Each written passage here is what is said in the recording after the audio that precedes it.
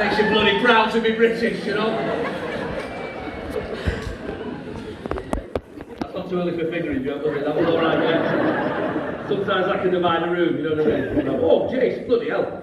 I just finished work an hour ago, don't be doing jokes like that. I was at church this morning, you can't say like that. My goodness, alright, I think we're alright here in Blackpool. I thought my bloody mum, Jace, it's only ever seen us last week, I've never seen jokes like that.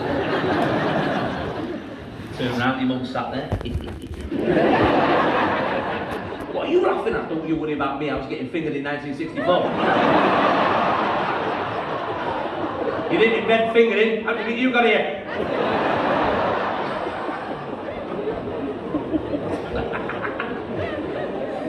Sorry, not too far there, I think. I was just trying to warm you up, I think it worked. Okay, that's the last one, probably. So I rock up to the comedy club.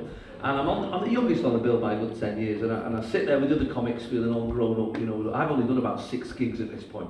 And the producer of the show, she comes out, she says, right, when you go on stage, we don't need to do any more or any less than the 10 minutes that we've asked you to do. And my blood ran cold, 10, I've only got 7 minutes here. I said, I'm just like to spin out a little bit, panicking. And a more experienced comic came over and said, Jason, don't worry about it, I can see you worrying there.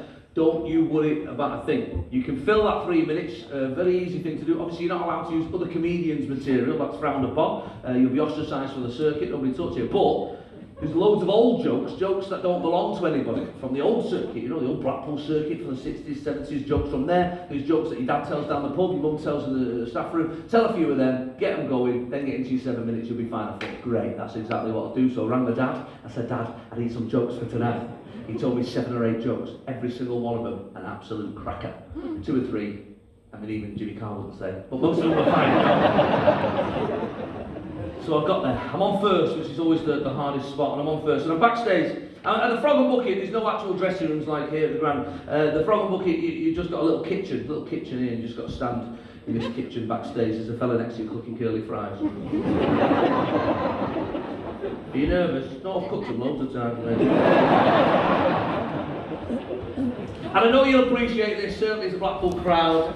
Just to add to the nerves on the night, just to make it even more difficult for me, the compere that evening was none other than future national treasure, Peter Kay. Yeah. So you can imagine how difficult that is. Imagine, he's doing 40 minutes when he's only been asked to do 10. And backstage, I can't even hear what he's saying, but I can hear laughter like I've never heard it before, or if I'm truly honest, since. Really, it was incredible.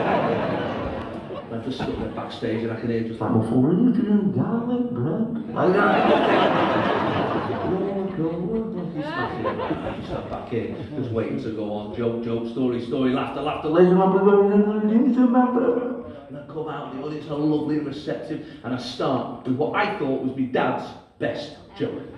I said, so this man wakes up in hospital, and the surgeon comes over, says, we've got some good news, we've got some bad news. He says, well, what's the bad news? He says, I'm afraid there's been a very serious accident and your penis has severed off, it's gone. He says, oh my God, what's the good news? He says, you're the only hospital in the country that does penis replacements. I'm an expert, I've got 3 lines over here, but you better pick quick. How doctors talk, I don't know. Pick pretty quick, like a game show host. Pick pretty quick. For 3 grand, you can have a little one. For 8 grand, you can have a medium-sized one. And for 10 grand, you can have a big stonker. He says, well, I better speak to my wife really, because it's her it's going to affect at the end of the day. You know. So the wife comes in, they have a good chat about it. 10 minutes later, the surgeon comes back in. Have you made a decision? He says, we have. We've had a good chat and we've decided we're going to get a new kitchen. Yeah, it's a proper joke, enjoy it. Take it in. That belongs to you now. That's on the communal pot of jokes in the sky that don't belong to anybody. And thanks for laughing, Blackpool. Thank you for laughing. The laughing deserved that. Joke's a cracker. It's older than some of you. Because that night at the Frog and Bucket, they did not laugh. That's a weird feeling when you go to tell a joke that you think's really funny, it doesn't get a laugh. It's horrible. And I'm looking out to the crowd, and they're just staring at me, confused. And I do another joke, and that gets nothing. Another joke, and that gets nothing. And audience, let me tell you, they're like children and sharks. When they can smell fear, you are fucking dead. And I got to the 7 minutes, that got nothing, and I left at the end of my 10 minutes to the sound of my own feet.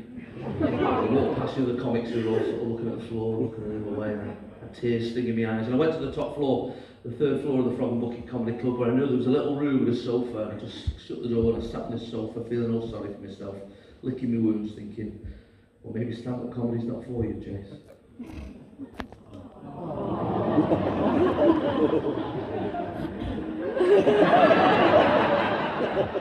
What was that? What was that then? No. What was that? What happened then? I had 3 people went, ah, like you're supposed to. And the rest of you were like, fuck you. Guys, let me explain something before we get on with this show. This show is a two-way street, okay?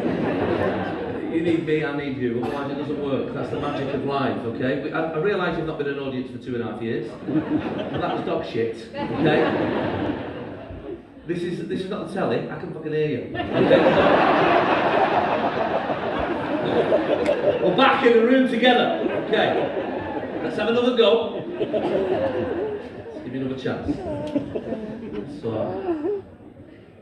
no, whoa. Let me get to my bit first. Right, let's all get back into character. So I went upstairs and I sat on this sofa and was looking at the rooms thinking, maybe stand-up comedy's not for you, Jace. Okay, there you go. All right, a little bit patronising at that volume. I'll take it. And I sat there all night, just waiting for the show to play out. I wanted to get out the back door before anyone saw me, so the bus home, you know. And before I did that, end of the night came, I hear footsteps coming up the stairs, the door opens, and who is stood there? None other than my comedy hero, Peter Kay. And I look up at him with hope in my eyes, thinking, he'll have some encouraging words to get me back on the comedy horse. And as he reaches for his coat, he looks round and he says, what the fuck was that about?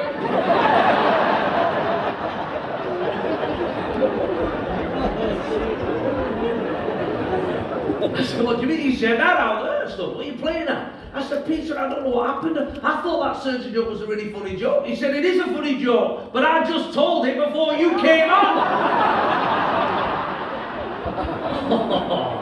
The cringe factor, man, it kills me every time I tell that story. Even the audience, what the hell were the audience thinking? When the audience were watching me tell a joke that they just heard, what was going through their mind? And I've had a lot of time to think about this, and this is what I think. I think the only logical explanation that night is that they watched this poor young lad tell this joke that they just heard, and they thought to themselves, this lad is so new at stand-up comedy, he's just seen Peter Kay tell this joke. And he thought to himself, well, that went well. I might tell it as well.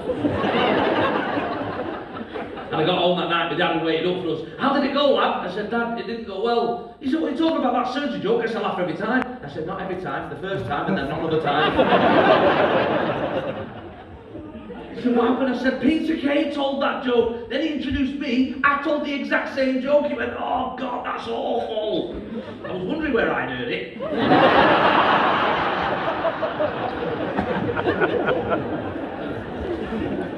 So let me tell you, it can't go wrong up here, but it won't tonight. We're going to have a bloody lovely time. It's always a cracking gig in Blackpool. It's always a pleasure to be up here. As I said, we have got a support slot, a guest slot here, which is not something I've always done on previous tours, if you've seen me before. But I figured, you know what, it's been very difficult over the last 1.5 2 years for the comedy industry. They've worked incredibly hard to try and stay afloat. A lot of comics have had to retrain, do other things. People running clubs and doing gigs. It's been absolutely horrendous for a lot of them.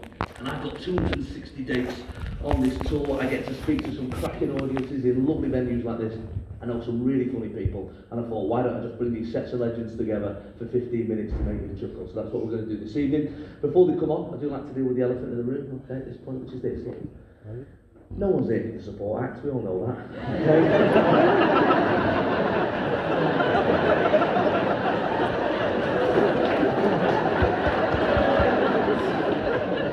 I know that sounds like a harsh thing to say, right? In somebody's intro. But the reason I say it is because because I know it, you know it, and he definitely knows it, right? And the reason I say it is because I've been the support act for other comics over the years, and when I used to do it, you go on first. You literally went out cold, and you genuinely had to warm the crowd up. That's why I come on first. I warm up for the warm-up. I'm a fucking mug. That's why I do it. I do it so then I have to experience what I've experienced in my career. I don't know if you've ever heard the sound of 8,000 disappointed Lee Evans fans, but I have.